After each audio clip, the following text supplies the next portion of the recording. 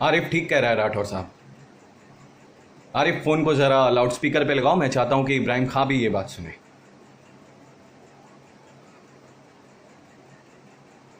मैं इब्राहिम खां, इखलाक अहमद, मोहम्मद जहीर और खुर्शीद लाला को बचाना नहीं मारना चाहता था। और इनफैक्ट अब आप लोग मेरा ये काम पूरा करेंगे आज, अभी। आपके घर में कॉकरोच आता है तो आप क्या करते हैं राठौर साहब? आप उसको पालते नहीं, मारते हैं। ये चारों कॉकरोच मेरा घर गंदा कर रहे थे और आज मैं अपना घर साफ करना चाहता हूं। मैं वो हूं जो आज बस और ट्रेन में चढ़ने से डरता है। मैं वो हूं जो काम पर जाता है तो उसकी बीवी को लगता है कि जंग पे जा रहा है, पता नहीं लौटेगा या नहीं। हर 2 घंटे बाद फोन करती है, चाय पी कि नहीं, खाना खाया कि नहीं। दरअसल वो ये जानना चाहती कि मैं जिंदा हूं कि नहीं। मैं वो हूं जो कभी बरसात में फंसता है, कभी ब्लास्ट में। मैं वो हूं जो किसी के हाथ में तस्बीह देख के शक करता है। और मैं वो भी हूं जो आजकल दाढ़ी बढ़ाने और टोपी पहनने से घबराता है। बिजनेस के लिए दुकान खरीदता है तो सोचता है कि दुकान का नाम क्या रखूं, कहीं दंगे में मेरा नाम देखकर मेरी दुकान ना जला दें। झगड़ा किसी का भी हो, बेवजह मरता मैं ही हूं। भीड़ तो देखी होगी ना आपने, भीड़ में से कोई एक शक्ल चुन लीजिए, मैं वो हूं। I am just the stupid common man wanting to clean his house.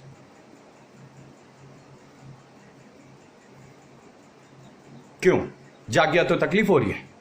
जिंदगी भर घुट घुट के मरते रहना चाहिए था मुझे। और यह अचानक नहीं हुआ राठौर साहब, यूं समझिए कि टाइम नहीं मिला। रोजी रोटी के चक्कर में एक काम जरा निगलेक्ट हो गया, लेकिन देर आए दुरुस्त आए। वो बाकी का एक कॉकरोच भी आज ही मरेगा। मैंने लॉटरी निकाली थी, इन चारों का नाम निकल आया।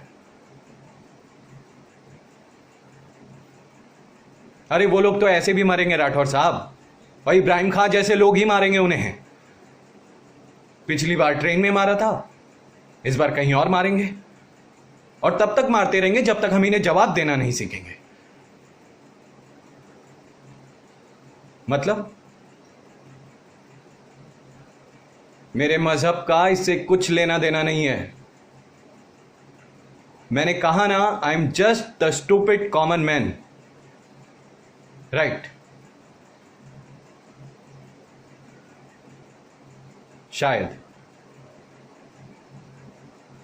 हां।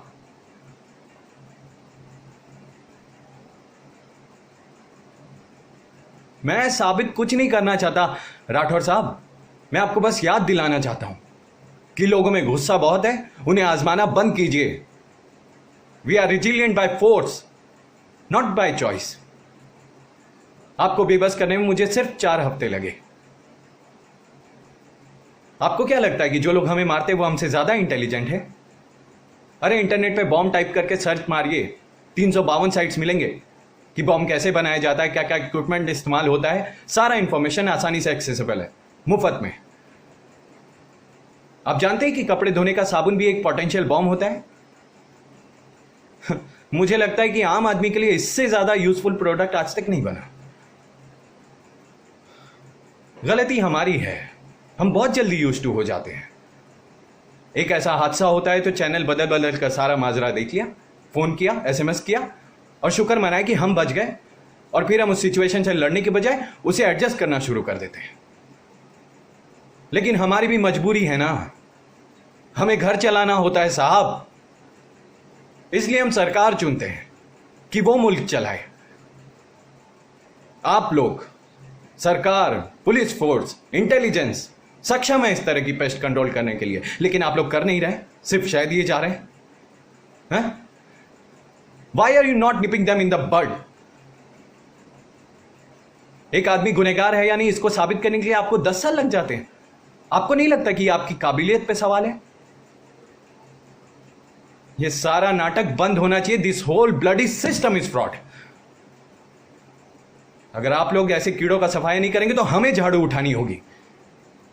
लेकिन क्या है कि उससे हमारी सिविलाइज सोसाइटी का बैलेंस बिगड़ जाएगा। लेकिन क्या करें राठौर साहब? मुझे यकीन है कि ये जो भी ट्रेन ब्लास्ट हुए, ये सिर्फ एक टेररिस्ट एक्टिविटी नहीं थी, ये एक बहुत बड़ा सवाल था। और वो सवाल ये था कि भाई हम तो तुम्हें ऐसे ही मारेंगे, तुम क्या कर लोगे? Yes, they asked us this question on a Friday, repeated it on Tuesday, I am just replying on Wednesday. हाँ जानता हूं, लेकिन आज मैं तरीके के बारे में नहीं, नतीजे के बारे में सोच रहा हूं। क्यों? मुझे उस दिन का इंतजार करना चाहिए जब मेरा कोई अपना बेवजह इस तरह की जलील मौत मरे, तब मेरा एक कदम आपको जायज मालूम होगा। हाँ, और अगर जानना ही है तो सुनिए, मेरा अपना कोई था उस ट्रेन में, 20-21 साल का था, नाम नहीं जानता मैं उसका। हर रोज मिलता था फर्स्ट क्लास में, फाटक से लटक के, मुस्कुरा के, हाथ हिला के हेलो कहता था, मैं भी जवाब में उसे हेलो कहता था।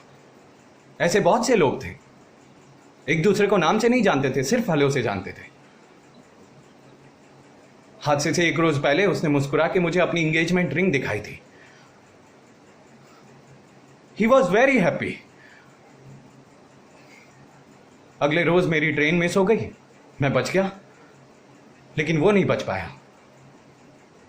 उसके बाद जब मैं ट्रेन में गया तो मेरी जान पहचान का कोई नहीं था, सब नए चेहरे थे।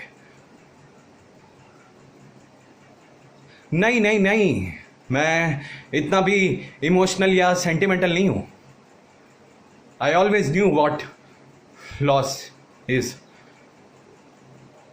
अपनों को मरते हुए देखा है मैंने, लेकिन साहब ये एक्सेप्टेबल नहीं है।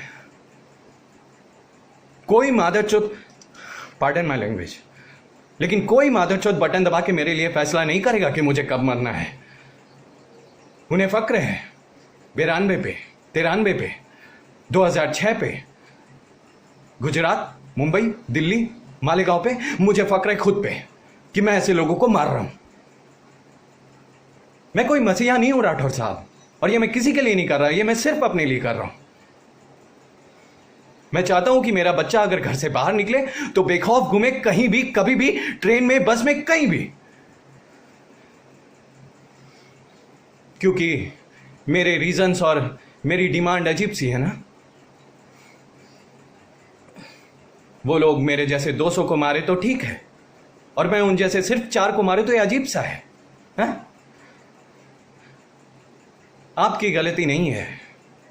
आम आदमी से यही उम्मीद की जाती है कि आम आदमी की तरह जियो, आम आदमी की तरह बर्दाश्त करो और आम आदमी की तरह मरो।